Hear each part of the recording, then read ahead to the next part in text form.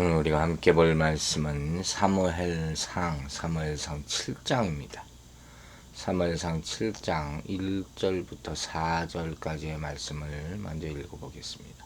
기앗 여아림 사람들이 와서 여호와의 궤를 옮겨 산에 사는 아비나답의 집에 들여놓고 그의 아들 엘리야사를 거룩하게 구별하여 여호와의 궤를 지키게 하였더니 궤가 기앗 여아림에 들어간 날로부터 20년 동안 오래 있은지라. 이스라엘 온 족속이 여호와를 사모하니라. 사무엘이 이스라엘 온 족속에게 말하여 이르되 만일 너희가 전심으로 여호와께 돌아오려거든 이방신들과 아스타롯을 너희 중에서 제거하고 너희 마음을 여호와께로 향하여 그만을 섬기라. 그리하면 너희를 블레셋 사람의 손에서 건져내시리라. 이에 이스라엘 자손들이 바알들과 아스타롯을 제거하고 여호와만 섬기니라. 아멘. 자, 7장부터는 이제 새로운 모습이 나타나죠. 즉, 이 왕정 시대의 시작을 알리는 그런 모습. 엘리 시대는 같다는 거죠. 사무엘의 시대가 이제 시작이 됩니다. 하나님을 왕으로 모시는 그런 시대에 막을 연다고도 어떤 사람들은 해석을 하죠. 원래가 이런 때가 중요하죠. 역사적으로 모든 나라에 어떤 주권자들도 권세를 잡으면 새 정부라는 이름을 붙이기를 좋아하잖아요. 지금 한국도 지금 대통령 뽑는다고 난리들인데 좋은 대통령이 뽑혔으면 하는 마음이 많이 있습니다. 어쨌든 다시 이 스토리를 좀 돌아보면 우리 6장에서 봤죠. 엘리 지도력 아래 있을 때는 이스라엘은 참 타락했어요. 그래서 블레셋과의 전쟁에서 패하고 언약궤를 뺏기고 제사장 홈리와 비느하스가 죽게 되죠. 이스라엘 백성이 34,000명이 죽습니다. 더불어서 엘리의 며느리는 출산 후 죽으면서 아들의 이가봇, 즉 하나님의 영광이 떠났다, 이런 말을 하고 죽게 되죠.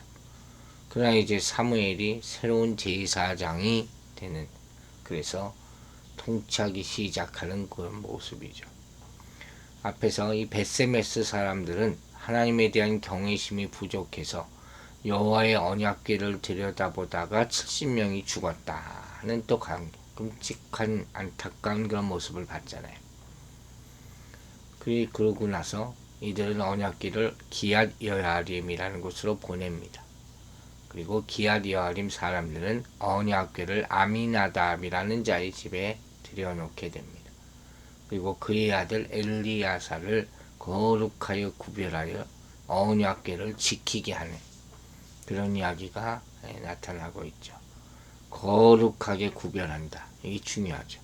거룩한 마음, 하나님의 모든 선물에 거룩한 마음을 가질 뿐더러 또한 이 구별한 사람을 선택해서 그래서 법궤를 지켜야 했던 것이죠. 이걸 경건이라고 합니다. 신앙에 중요한 것이, 기독교 신앙의 특징 중에 하나가 경건 아닙니까? 그게 바로 저들에게 축복으로 이제 나타나기 시작하는 거예요. 그리고 이렇게 언약궤를 갖다 놓고 거룩하게 지킨 지 20년의 세월이 흐른 거죠. 하나님은 언약궤를 모시는 기앗 여아림 사람들에게 복을 주십니다. 사실 블레셋 사람들이 그때까지도 이스라엘 땅을 점령한 채 이스라엘 사람들을 괴롭히고 있었거든요. 그런데 동시에 사무엘은 20년 동안 기도하면서 하나님의 말씀을 부지런히 가르치고 있었던 거예요. 이걸 봐야 되는 것이죠. 하나님의 역사하심을 봐야 되는 것이죠. 그리고 20년 동안 이스라엘 사람들은 자신들이 하나님을 경외하지 않았던 그 잘못을 깨닫게 된 것이죠. 말씀을 들으면서 알게 된 것이죠. 즉 엘리와 그 아들들의 죽음, 전쟁에서의 패배와 고통, 또 벳세메스 사람들도 하나님을 경외하지 않고 궤를 들여다보다가 당한 죽음, 이런 것들 다 경외심이 없음으로 말미암아 이 발생한 죄악의 결과를 회개한 것이죠.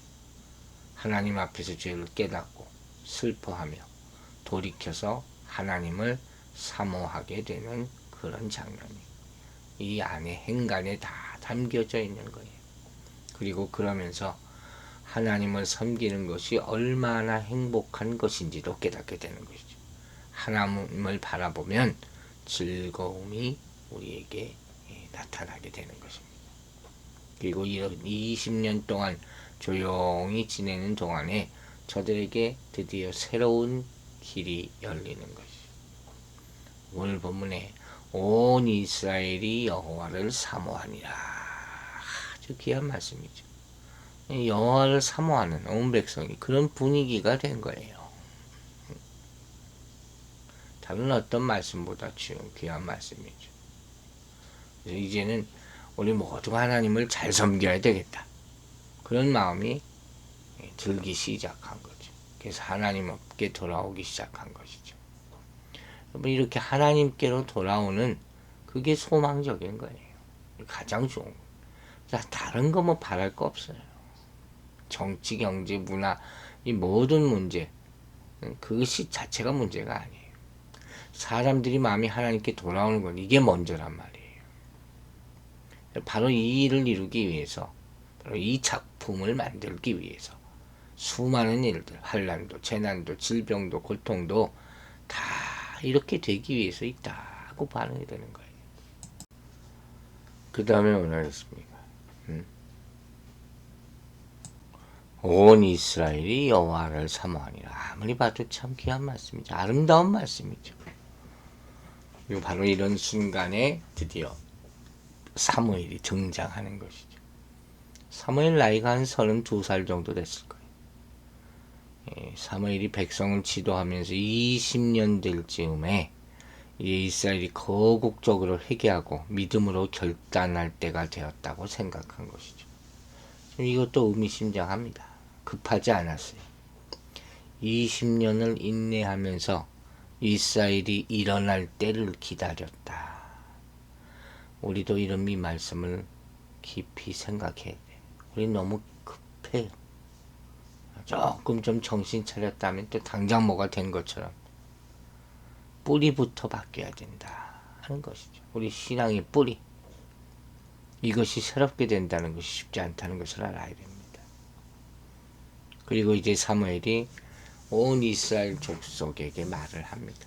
근데 가만히 보면 이 사무엘이 백성들에게 말함으로 하나님을 사모하게 됐다고 볼 수는 없는 거예요. 저들이 여러 가지 일을 겪었잖아요. 그 세월 동안에 고난을 받고 어려움을 당하고 질병과 고통과 이런 것들 때문에 결국은 하나님께로 돌아오게 되었다고 결심하게 된 것이죠. 우리가 하나님 앞에 진짜 잘못했습니다. 한 사람한테 혼나서 돌아온다면 그것도 문제죠. 그죠? 하나님의 계명을 우리가 잘못 소홀히 여겼다. 스스로 반성해야죠. 그래서 하나님께 스스로 돌이켜야지. 그게 진짜 회개죠. 이런 분위기가 다 형성되는 거예요. 그리고 그것이 고조됐을 때, 때가 됐을 때 이제 사무엘이 백성들 앞에 딱 나타나게 되는 것이죠. 그리고 회개의 경종을 울리는 그런 모습을 보여주고 있는 것이죠. 오늘 본문을 보면 때라는 것도 참 중요해요. 하나님의 때를 아는 것, 하나님의 뜻을 알고 하나님의 때를 안다는 것. 그때 하나님이 필요한 것을 공급해 주시고 사람을 보내주신다. 우리는 이 마음을 가지고 있어야 돼. 기다릴 수 있어야 되죠. 근데 당시 이스라엘 사람들의 신앙의 모습을 보면 사실 온전히 순전한 건 아니었어요. 하나님도 섬겼지만 바알과 아스타롯도 섬겼거든요. 바알은 뭡니까? 비신이죠. 아스타롯은 바알의 아내인 여신이에요. 다산의 신이 바로 아스타롯이. 출산 능력을 좌우하는 신으로 믿어졌다는 거예요. 자식을 낳는다는 것이 축복으로 여겨졌기 때문에 당시에는 이 출산에 관계되는 신들이 꼭 있었다는 것이죠. 문제는 이들 신의 숭배가 음란하고 외설적인 의식을 통해서 성행이죠. 그렇게 이루어졌다는 거예요. 그러니까 사실 이 내용을 보면 이들이 하나님을 섬기면서 농사신도 섬기고 다산의 신도 섬기고 음란도 행하고 그 외 암몬의 몰렉신도 섬기고 이 기저에는 이런 모습들이 있었다는 거예요. 그래서 사무엘은 지금 결단을 촉구합니다. 뭐라고 합니까? 너희가 전심으로 여호와께 돌아오려거든 이방신들과 아스타롯을 제거하고 너희 마음을 여호와로 향하여 그만 섬기라 하는 거예요. 그분만 섬기라. 양다리를 걸친 신앙을 회개하라는 거죠. 혼합주의 아닙니까? 그걸 버리고 순수한 신앙을 가지라 하는 것이죠.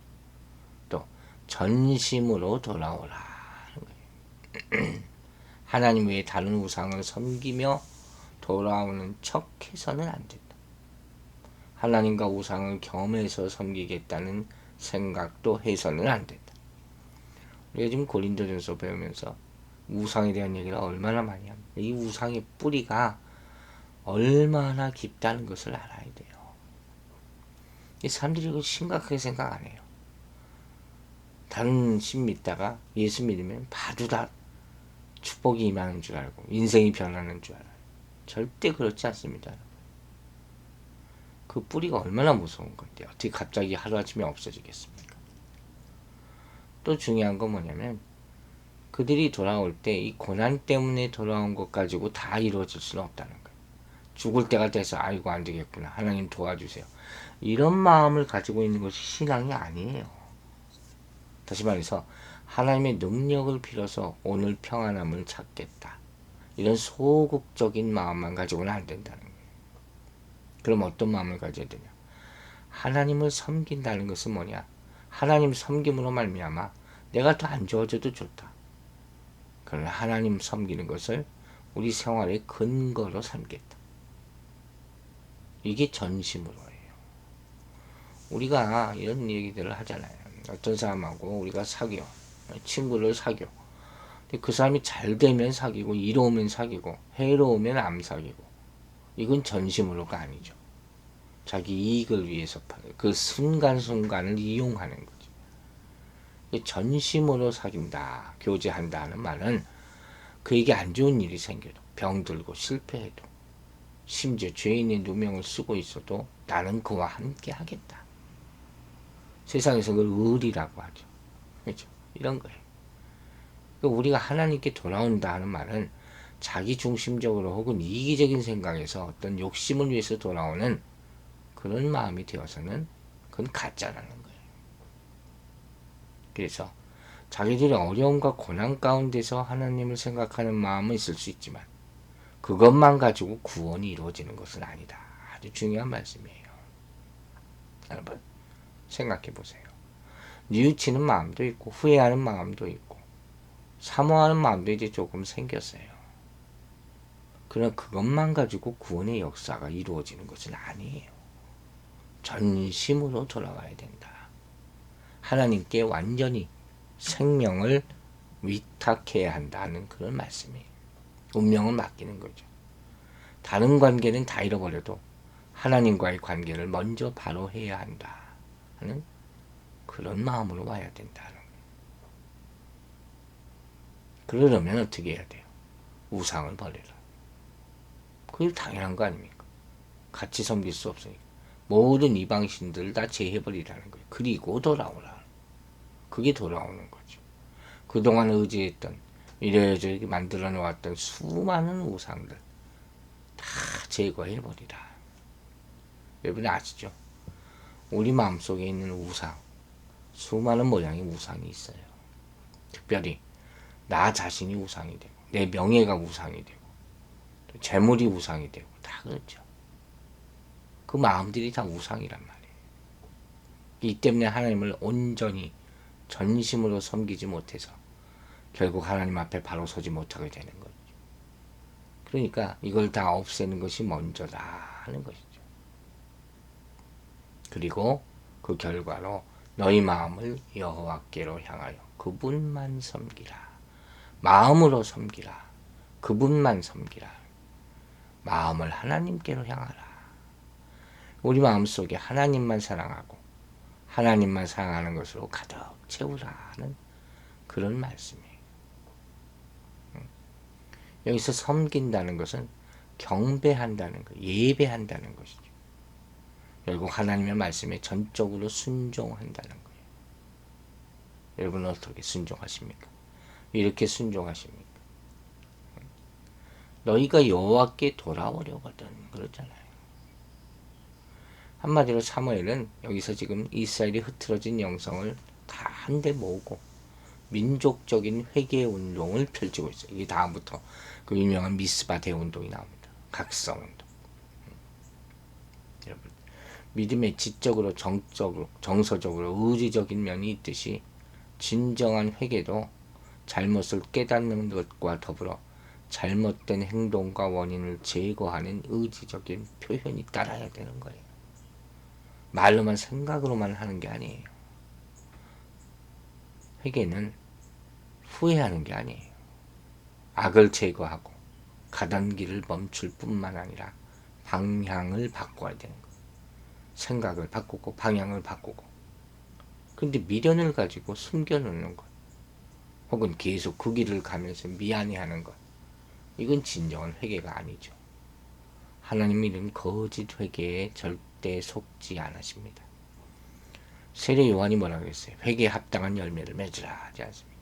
진심으로 그분만을 바라고 전심으로 그분만을 섬길 때 비로소 구원의 은총이 임하는 것이죠. 진정으로 회개할 때 예수 이름으로 죄사함 받고 성령을 선물로 받게 되는 것입니다. 사무엘은 이제 회개의 메시지뿐만 아니라 소망의 말씀도 같이 전합니다. 그들이 회개할 때 그리하면 너희를 블레셋 사람의 손에서 건져내시리라. 구원이죠. 하나님이 약속하신 것이죠. 과거 엘리가 하나님을 경외하지 않았을 때 하나님의 영광이 떠났잖아요. 이제 회복해 주신다는 거예요. 블레셋과의 전투에서 1차 3,000명, 2차 4만 명이 죽고 영광의 언약궤를 빼앗겼잖아요. 그러나 이제 그들이 회개하면 그들에게 하나님의 영광이 나타날 것이라고 말하고 있는 것이죠. 아까도 얘기했지만 당시 이스라엘 상당 부분이 블레셋 식민지 아래 놓여 있었거든요. 그러나 회개하고 하나님만 섬기면 하나님께서 그들을 블레셋 사람들에게 건져주시겠다. 육체적으로도 정신적으로도. 그리고 이렇게 말할 때 백성들이 사무엘의 말에 따랐다. 감동된 거죠. 이제 그만 우상을 섬기겠습니다. 여호만 섬기겠습니다. 이렇게 말할 때 하나님이 그 후의 일을 모두가 책임져 주실 줄로 믿으시기 바랍니다. 기도하겠습니다. 아버지 하나님, 오늘도 이 이스라엘 역사를 통해서 또 사무엘의 선포를 통해서 하나님의 구원을 보게 하심을 감사드립니다. 전심으로 우리가 오늘 받은 말씀입니다. 우리 마음이 모든 것이 다 하나님만 섬기게 하여 주시옵소서. 조금도 과거의 악한 것들, 더러운 것들, 버려야 할 것들을 찌꺼기들을 남긴 채 하나님과 함께 섬기는 그런 잘못된 신앙이 없도록 다 버리게 하여 주시고 오로지 주님만 바라보면서 섬겨서 주님의 축복과 구원의 약속을 다 받아 누리게 축복하여 주시옵소서. 오늘 하루도 추운 날씨 가운데 우리 성도들 지켜 보호하여 주시고 구원의 감격과 뜨거운 믿음과 신앙으로 모든 어려움을 돌파하고 이겨내어 승리할 수 있도록 축복하여 주시옵소서.